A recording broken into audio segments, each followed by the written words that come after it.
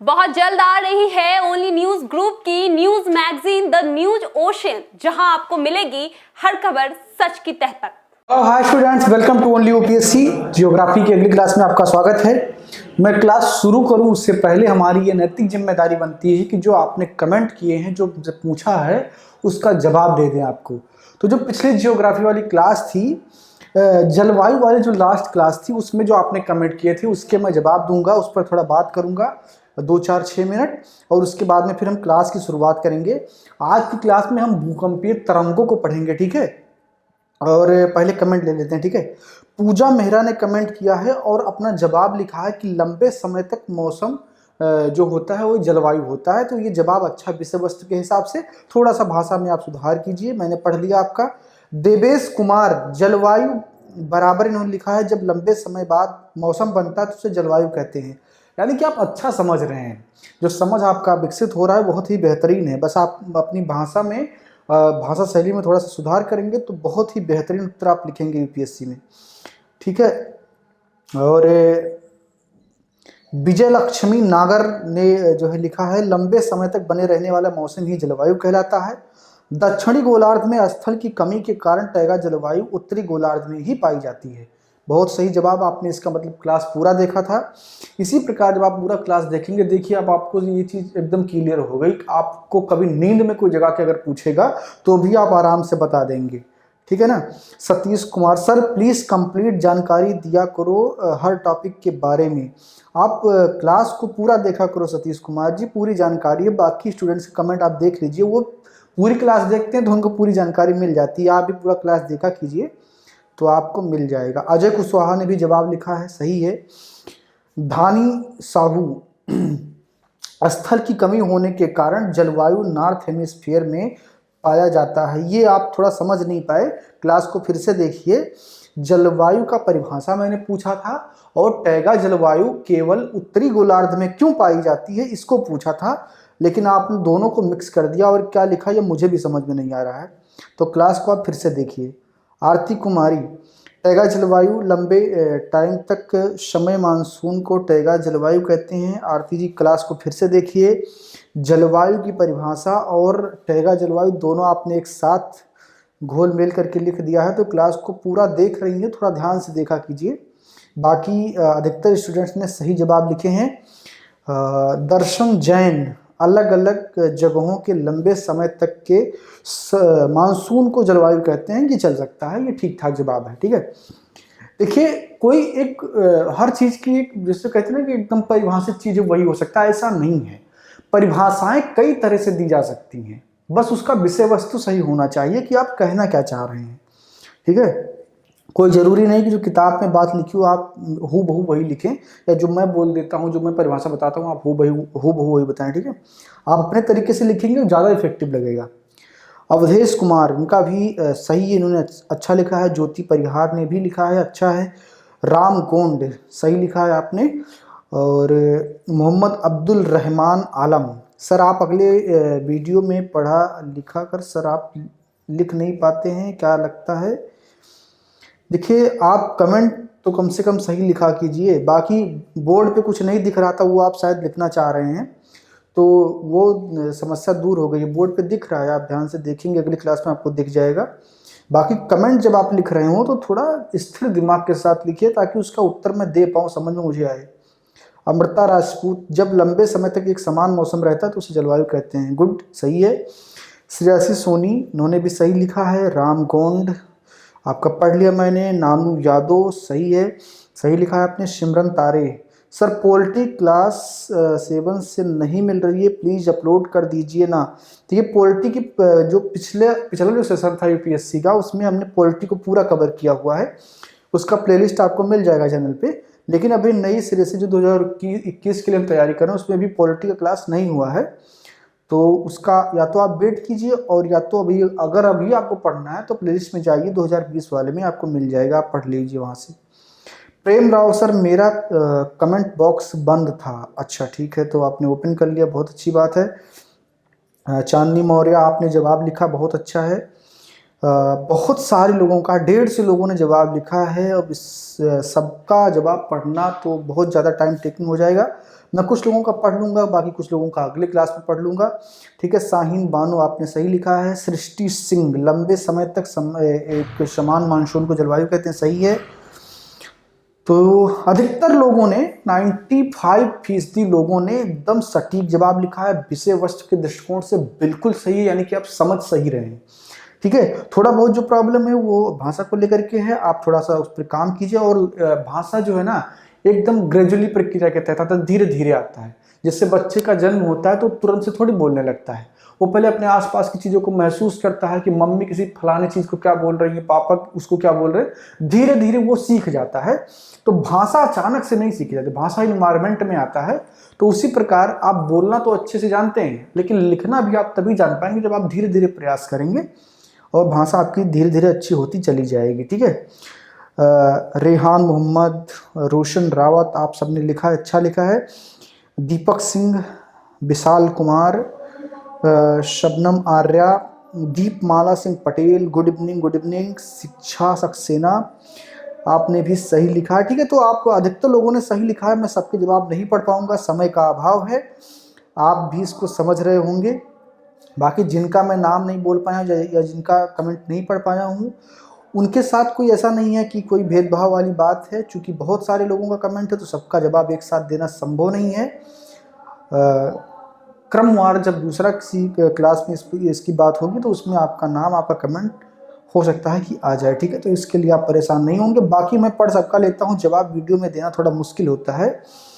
संध्या राय, देवव्रत कुमार, राम गोंड, राजीव कुमार, मोहम्मद अब्दुल रहमान आलम, सलाम, आपको भी बहुत सलाम, पढ़ाई करते रहिए।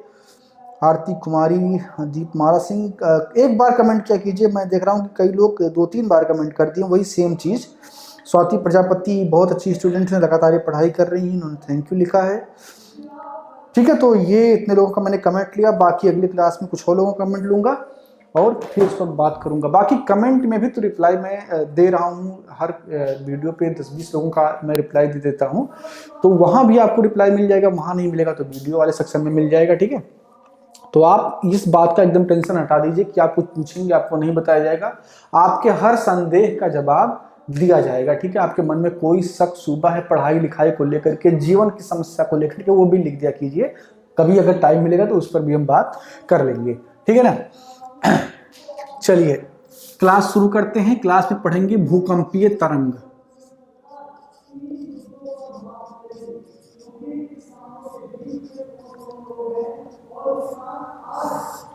ठीक है, भूकंपीय तरंग मूलतः इसको 2 भागों में बांटकर देखा जाता है। एक शारीरिक तरंग, इसे बॉडी वेव कहा जाता है। ठीक है ना, और दूसरा है धरातलीय तरंग।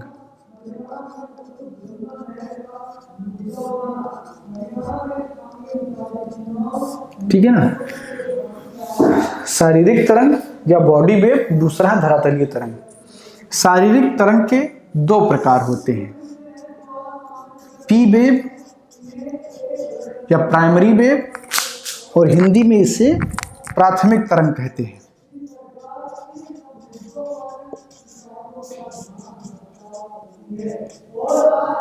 और दूसरा यस वेव, जिसे सेकेंडरी या द्वितीयक तरंग कहते हैं।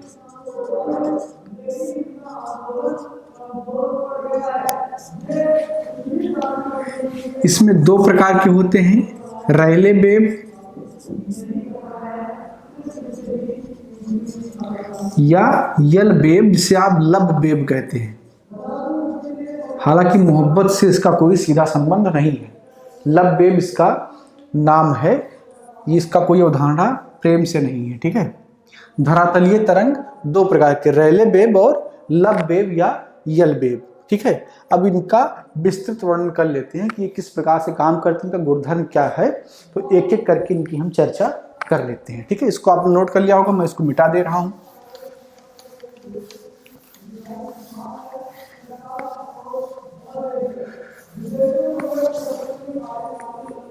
तो सबसे पहले समझेंगे पी वेव को।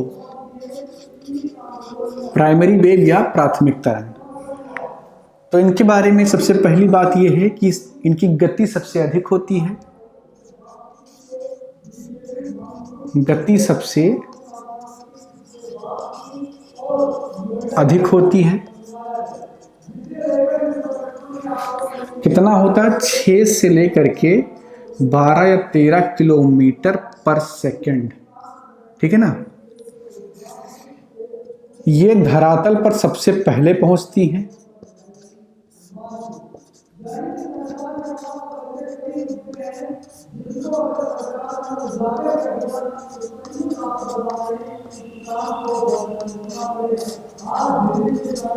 ये धरातल पर सबसे पहले पहुंचती हैं। ये अनुदैर्ध्य तरंगे हैं।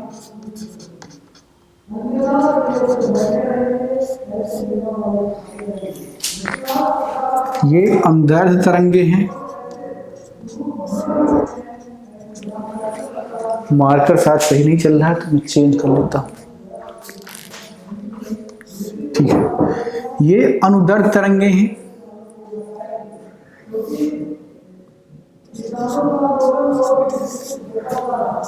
घनत्व बढ़ने पर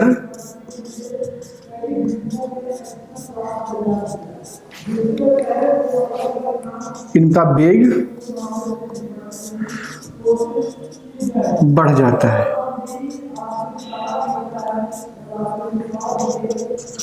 ठीक है ना। तो ये है आपके पी वेव। ठीक, चलो अब यस वेव की बात कर लेते हैं।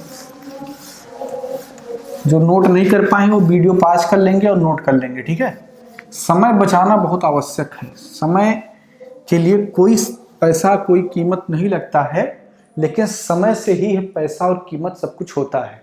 तो समय बहुत महत्वपूर्ण है। ठीक है, जितना आप समय बचाएंगे और उसका सदुपयोग करेंगे जीवन में उतने ही सफल होंगे। यस वेव क्या होता है?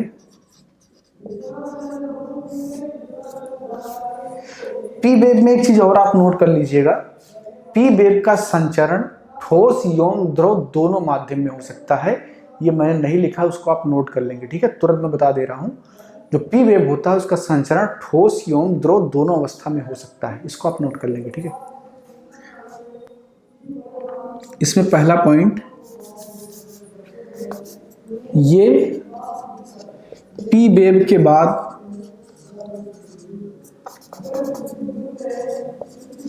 बाद धरातल पर पहुंचती हैं।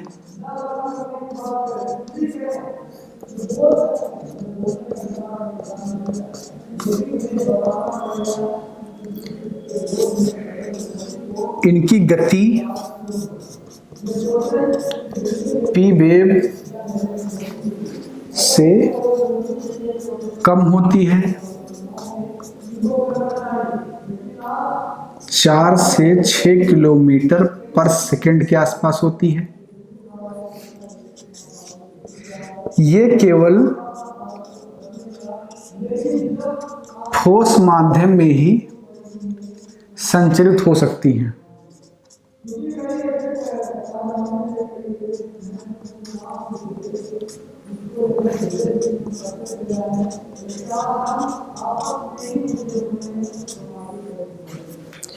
ये अनुप्रस्थ तरंगे होती हैं।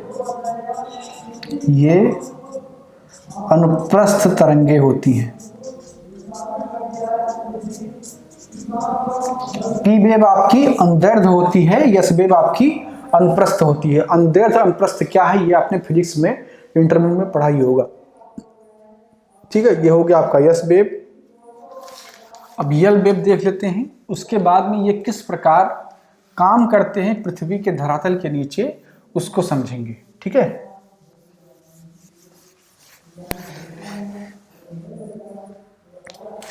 यल वेव या जिसे आप लब वेव कहते हैं। इनकी गति अपेक्षाकृत कम होती है।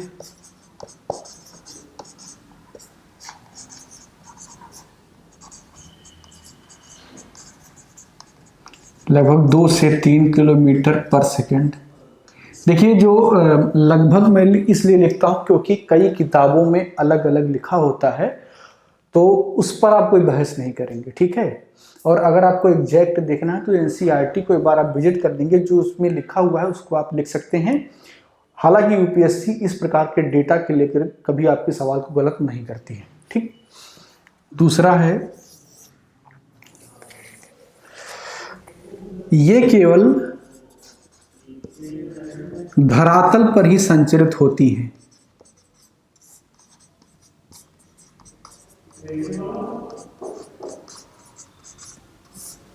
ये केवल धरातल पर ही संचरित होती हैं।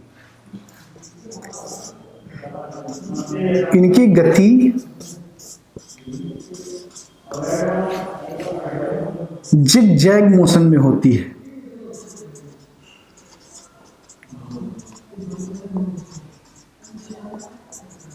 जिग जैग मोशन का मतलब कि इनका कोई परिभाषित तरीका नहीं होता है गति करने का, ये उल्टा सीधा किसी भी तरीके से गति करती हैं। अतः ये बहुत विनाशकारी होती हैं।